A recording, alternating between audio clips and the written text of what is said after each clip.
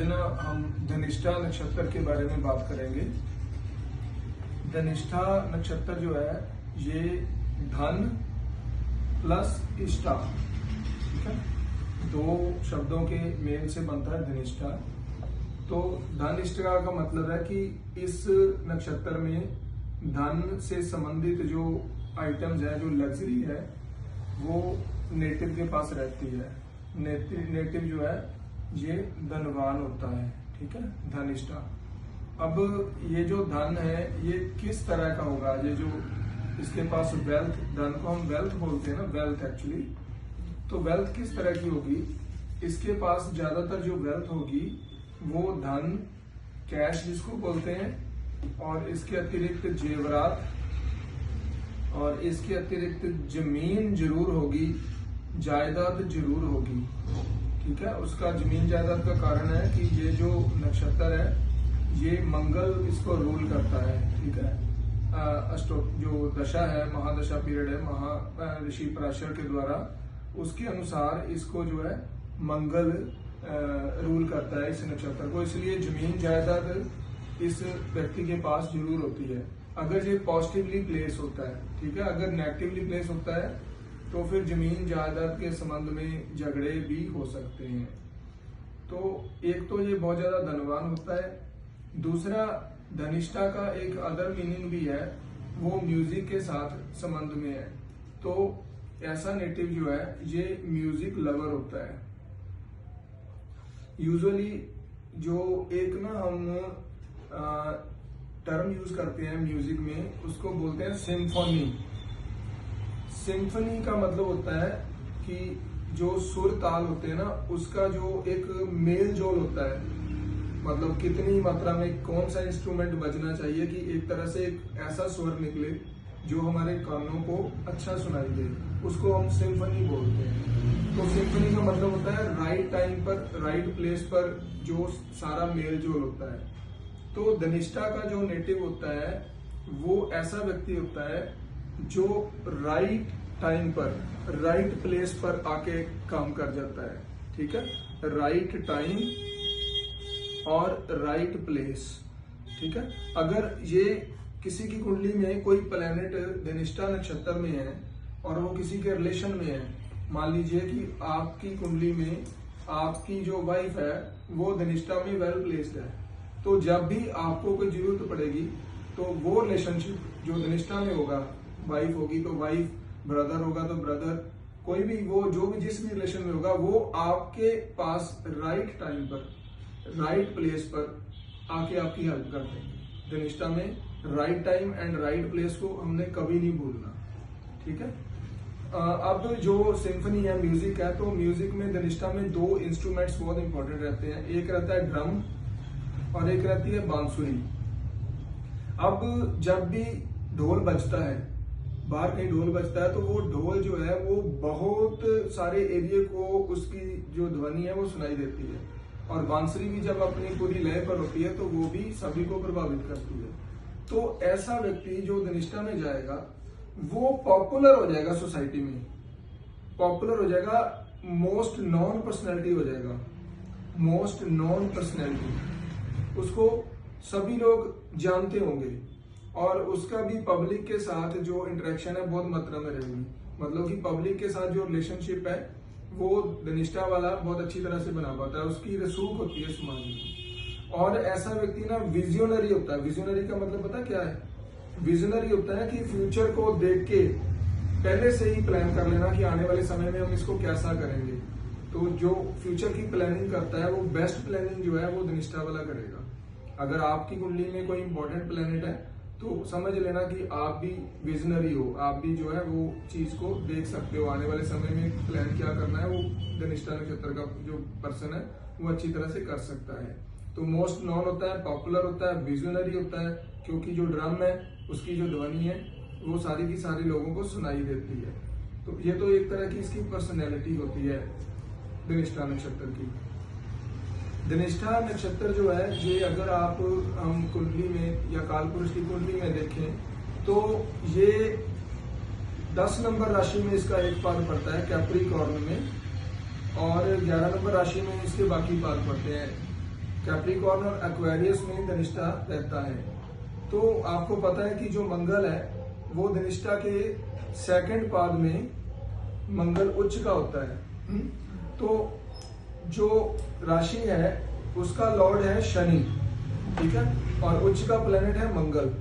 तो ये दोनों ही प्लेनेट मैलेफिक है, ठीक है। धनिष्ठा में एक नेगेटिव ट्रेट है कि धनिष्ठा नक्षत्र जहां पे है मंगल उच्च का है, शनि भी मैलेफिक है और मंगल भी मैलेफिक है। तो दोनों प्लेनेट उच्च मैलेफिक हो गए और इवन मंगल उच्च का हो गया।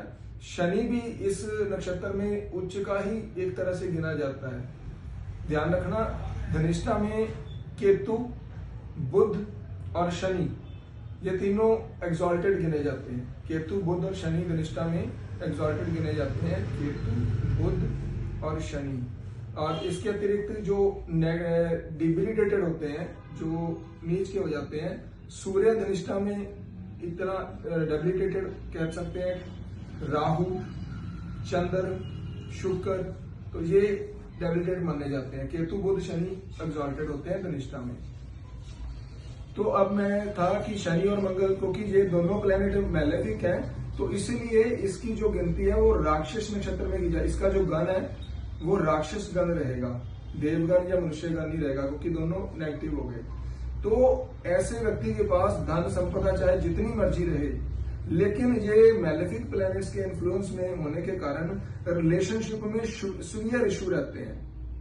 रिलेशनशिप मतलब अपनी स्पाउस के साथ रिलेशनशिप में सुवियर इशू रहते हैं। और इनकी मैरिज में ये नक्षत्र मैरिज के लिए कोई बढ़िया नक्षत्र नहीं है। उसका रीजन है, अगर मैं आपको एग्जांपल दूं कि जो भीष्म पितामह थे उनका ये नक्षत्र था, तो उन्होंने मतलब इतनी सारी लड़कियां उनको युद्ध में जीता, लेकिन विवाह उनका किसी और से करवा दिया, खुद उन्होंने शादी नहीं की। तो इसलिए धनिष्ठा वाले ना कई बार क्या होता है कि लड़कियों द्वारा या वुमेन स्त्रियों के द्वारा ऐसे व्यक्ति अंदर से कई बार लाइक नहीं किए जाते, और स्त्रियों से उनको लाइकिंग नहीं मिलती कई बार धनिष्ठा की, अगर ये वेल प्लेस ना हो। क्योंकि भीष्म पितामह ने उनको जीता और जीत के गंधारी को जीता था, तो अंधे के साथ उसका विवाह करवा दिया। तो धनिष्ठा वाले जो लोग हैं वो एक तरह से फेवरेबल, स्त्रियों के फेवरेबल एटलीस्ट रेयरली होते हैं, लेकिन स्त्री इनकी सहायता बहुत करती है अगर वेल प्लेस्ड हो। उसकी भी पीछे एक स्टोरी है कि स्त्री कैसे सहायता करती है। जब भगवान नरसिंह का अवतार हुआ था, तो नरसिंह जो उग्र रूप थे भगवान विष्णु के, तो उस समय क्या हुआ था कि उनको शांत करने के लिए एक फेमिनाइन एनर्जी साथ में पैदा हुई थी, जिसको नरसिंही बोलते थे, नरसिंही। इस नक्षत्र का जो एनिमल है ना वो फीमेल लायन है, ठीक है। फीमेल जो लायन है ये नरसिंही है। नरसिंही मतलब उसने फिर भगवान नरसिंह को शांत किया था। तो ऐसे व्यक्ति को शांत करने के लिए, क्योंकि ये उग्र नक्षत्र है, इनको शांत करने के लिए बहुत बार इनकी जो स्पाउस है वो इनकी हेल्प करती है समय समय पर। इस नक्षत्र की जो हेल्प है वो इनकी स्पाउस द्वारा होती है, चाहे रिलेशनशिप में गड़बड़ रहती है, लेकिन फिर भी वो हेल्प उसकी करती है, ठीक है। तो अब इसके बाद हम आते हैं, ये तो हो गया इसका सारा रूपरेखा हो गई इस नक्षत्र में। इस नक्षत्र के पीछे एक स्टोरी है, वो स्टोरी है ध्रुव की। ध्रुव के पिता राजा उत्तानपाद थे, तो ध्रुव एक बार उनकी गोदी में बैठा था, तो उनकी जो स्टेप मदर थी, स्टेप मदर ने उनको बोला कि जो ये इसकी गोदी में नहीं बैठ सकता। तो उसने पूछा क्यों नहीं बैठ सकता, तो कहता कि ये तो भगवान ही आंसर देंगे। तो फिर उसके बाद ध्रुव चला गया, उसने तपस्या की, वो सारी स्टोरी आपको पता है।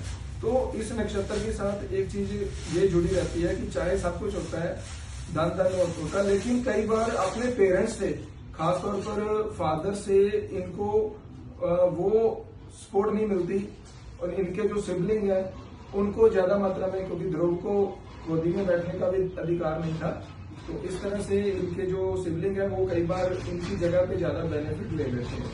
ये भी इस नक्षत्र में जो नेगेटिव पॉइंट आ जाता है। तो इस नक्षत्र के जो लॉर्ड है वो अष्टवसु है, डाइटी है, जो अष्टवसु है। मंगल तो एक है ही है, लेकिन अष्टवसु इसके मेन डाइटी है। अष्टवसु जो है वो हमेशा पृथ्वी पर जो लग्जरी है, धर्म की स्थापना और लग्जरी, इन दोनों के कारक है।